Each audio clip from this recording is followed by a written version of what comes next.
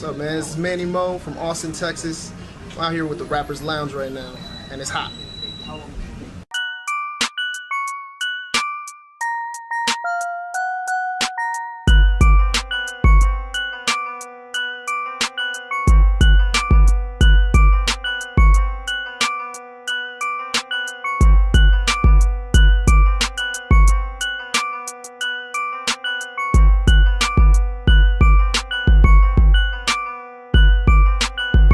You're saying you're a rapper, right? Yeah. You're more into hip-hop. You write music, you do a little bit of singing. Get a little bit into that. What got you started doing that? I guess I started as a little kid, just basically seeing hip-hop artists, rappers on TV. I grew up with older brothers and sisters, so listening to the kind of music that they were into and the kind of stuff that they were into, it ultimately drove to me being more creative and trying to get my own thoughts out on paper and make my own music. I'd say probably about 4.5, 5 years ago, I started recording with some good friends of mine. Long story short, one of them moved away. The one who actually recorded me moved away, so I had to find a new studio. I got with this guy from Craigslist, of all places, and that ended up being my partner in WBM Pro Radio, the radio station that we started out here. So just all kinds of different things that lead to different ventures. Hey, tell me about that Craigslist thing. Like, how did you? You know what I'm saying? How did that come about? It just came out of pure necessity, man. I was still writing even after my friend, my engineer friend had moved away, but I just wasn't feeling that creativity and that want to with anybody else, So just one day I was just looking for a studio, I just went on Craigslist, looked for a quality studio, called the guy. He seemed cool. I took another friend of mine with me because I was like, I'm not sure about this. I was like, you always take a buddy to those random online meetings. But he ended up being from DC, which is where I actually moved here from too. So we actually linked up and ended up connecting on a lot of different things, just being friends ultimately. And again, that just led to the partnership in WBM Pro Radio and what we're doing out here in Austin. That's what's up. So who made the post? You made the post?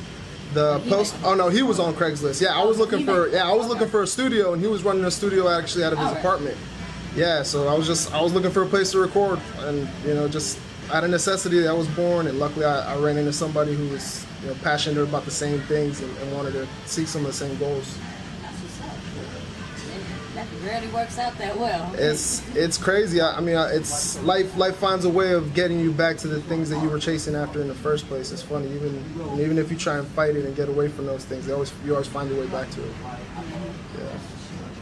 All right. So you said you lived in DC before? Yeah, absolutely. I was originally born in Toronto, Canada, moved to DC, and then moved to Texas. So a little bit of like north, east, and south. It's kind of So somewhere along the lines you relate to Drake. You know what I mean? Oh yeah. Oh, absolutely. You know what's crazy is he grew up off of. I think he always shouts out West. Is it Jane and Weston? I think he shouts out Jane and Weston. Man, we grew up off Weston and Finch. Oh, for real? Yeah, real talk. Literally around the corner? It's crazy because it gets pretty hood in Canada. You wouldn't think like Canada, but it's got little hood parts and everything. Is it like American hood? Like? Yeah, it gets pretty rough out there in certain spots, man. So, shout out to Canada though. Shout out to Toronto. Still got fam out there. So when did you move in? 2003, right before high school, and that's about when I linked up with the group that I actually make music with now, which is the DOJO. Yeah. So, tell me about the DOJO, man. How did it start? How did the name come about? Everything like that? That's a group that basically I just started up with my friends. We were a group of friends that basically met in high school, so we were just kind of into the same things. Just kind of had the same just really dumb sense of humor, like laugh about really stupid shit. So which just kind of translated into all the different stuff that we like. So we just always stuck together. And that's actually one of the producer friends, that I started making music with. He was one of them. I've stood in these guys' weddings. These are my brothers for real. So actually, we had never released music until a couple of months ago when I got an opportunity to be on The Breaks, which is another dope platform out here. Shout out to The Breaks on 98.9, Confucius and Fresh. And they actually gave me an opportunity to go on there. I was just having a session with them. We were just having sessions just basically therapeutically, and it was like, yo, you should play our music on there. I was like, man, it's a really good idea, dude. So, I mean, once I got up there, I was able to play our music, and everything just kind of snowballed in almost a press run from that. So it's been a dope process. It's been exciting for them because they weren't really involved in the music scene before that, but now they've been able to come in and see kind of how things work and start putting their own spin on things. So it's been a real fun process. Don't you love when those connections happen like that? Yeah. Organically, man, naturally. It's not everybody's lucky enough to have those things, so I definitely appreciate when those things come together. Sure. You stated earlier that you have a lot of creative endeavors that you do. Mm-hmm. So we were talking about the rapping and the music. So what else do you do? I also run a radio station. This is WBM Pro Radio out here in Austin. So we're online and on the Live 365 app. And basically just started as one radio show that grew into a network of diverse programming, and that's completely uncensored, so it's not kind of beholden to you know a lot of the things that kind of constrict people's creativity a lot of times, and it gears a lot more towards underground and local talent, independent. But I mean, we get stuff from all over the globe, which is really cool. Whose idea was it to start a radio? That was my business partner's idea. So he's the guy I met on Craigslist, KB. Shout out to Black Marigold Studios. So yeah, man, he I think it was a couple weeks after that first initial recording session, he just kind of hit me up and he was like, "Hey man, you want to get a beer?" I was like, "Cool man, whatever." And he was like, "Hey man, I really want to do this radio show." He was like, "Would you do it with me?" I was like, "No, absolutely not." No, I was just very hesitant because at that point I wasn't ready to share any of the creative stuff that I had done with anybody. I was still really self-conscious about all the stuff that I was doing. Like, is it good enough? Are people even gonna pay attention to the stuff that I'm doing? Just a lot of the stuff that holds people back at first from really pursuing what they want to do. So that fear got to you. Yeah, absolutely. At first that was definitely a thing. But you know, he's very good at convincing people to do things. So he convinced me to basically go on, and honestly, I fell in love with it, and from that really grew everything that I really do. It gave me the confidence to do, you know, not only that, but to branch out into all the other creative spaces that I have so far. So I'm like eternally thankful for that. I've learned an amazing amount from him. It's almost like a college education, I say. Yeah. So you said the radio show. What else do you do? I also DJ as well. So yeah, I have a couple residencies here in North Austin as well. So La Cueva, Thirsty Turtle, check us out Thursday and Fridays. And I also DJ for like live performances as well. So a lot of dope hip hop acts out here that need DJs and stuff. They'll hit me up when they need me. I'm definitely always open to that, especially when I'm rocking with the energy creatively. Are you a versatile DJ? Like, do you just play hip hop, or can you play anything? You know what I mean, pop. Yeah, I like to think of myself as open platform. Definitely, I do a lot of the Latino stuff just because the clubs that I spin at, one of them is primarily Latino. So I like to try and be diverse. We go from cumbia, merengue, salsa to reggaeton, and then we'll bring it back to like the hip hop and Latin trap. I like to DJ the way that I listen to music, which is I like to listen to anything. It's basically it's more based off of what mood I'm in, basically. So if I'm feeling like that, some days I'm feeling a hardcore like thug hip hop vibe, and some days I'm feeling like real soft coffee house indie. Like it just really depends on what mood I'm in. What's your favorite song to play in the club? You know what I mean? The song that just gets everybody just turned and just acting crazy. Oh man, I like Nuck If You Buck, and just I mean. Not only for the fact it's a classic, but also the last time I played it at Thirsty Turtle, these two girls almost got into a fight. So I was like because I played the song, I was like, damn. I was like, yeah. I'm pretty sure it was because I played. I don't know if it was directly, but there was some tension there. Maybe that wasn't the best moment to play that joint. Sometimes you gotta see what happens. So you DJ, you rap, you have a radio show. What else do you do that's not music? Do you do anything like? Can you cook?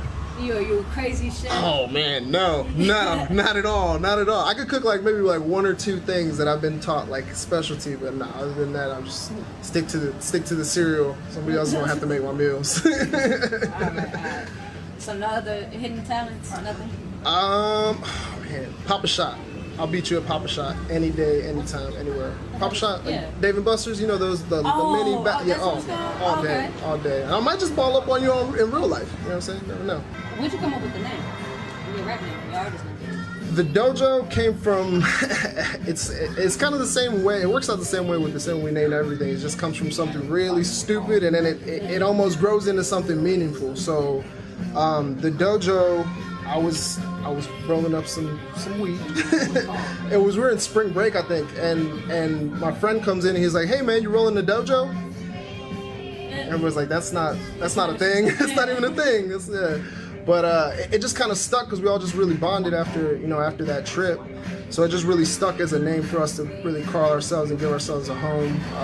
After that, I got an actual dojo house. We called it the dojo house with the producer buddy of mine. So everybody essentially lived there. Everybody pretty much lived there for a year, just in and out, just pretty much as a lot of just partying and also being creative.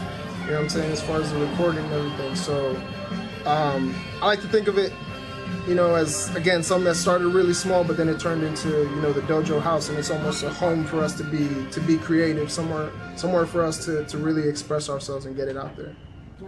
So how did that start? Like, you know what I mean? The dojo house. The dojo house, man. Again, out of just pure necessity, I was looking for a place to live, and a couple buddies needed a spot to live as well. One of the producer friend was actually still in school at UT, so we got a house off of Far West, and it was just, he was in school. We're just keeping him up all the time, just recording all the time, just partying, and everything just kind of grew from there. Alright, so that's not happening anymore? Is the dojo house still going on? We actually have Dojo House 2.0 going on right now. So actually just, we got another space up north in Round Rock as well. So we actually have an in-home studio over there, which is really cool. Again, it's giving us another home to have our sessions and to be able to have that creative space. I'm in there, now that I'm working just strictly as a creative, quote unquote, I've spent most of my days in there. Yeah. Just whether it be making mixes or working on stuff with the station or, whatever it might be. So what you got going on right now other than the EP once drop? Other than that, we also have performances as well coming up. So we have another performance at our station event, which is the Pro Summer Jam 3.0. That's coming up on July the 28th. It's a foam party, so make sure to dress comfy, you know what I'm saying? Get ready to get wet because we be throwing water balloons and stuff. We just like to have a good time with it. So we'll actually be performing there, and we're also going to be performing on August the 4th at MTA Day. MTA Day ATX, which was put together for Adam Yauch, the fallen member of the Beastie Boys, rest in peace. So it's a day basically to commemorate and celebrate him. We were invited out there by the Breaks. Again, shout out to Confucius and Fresh for that look.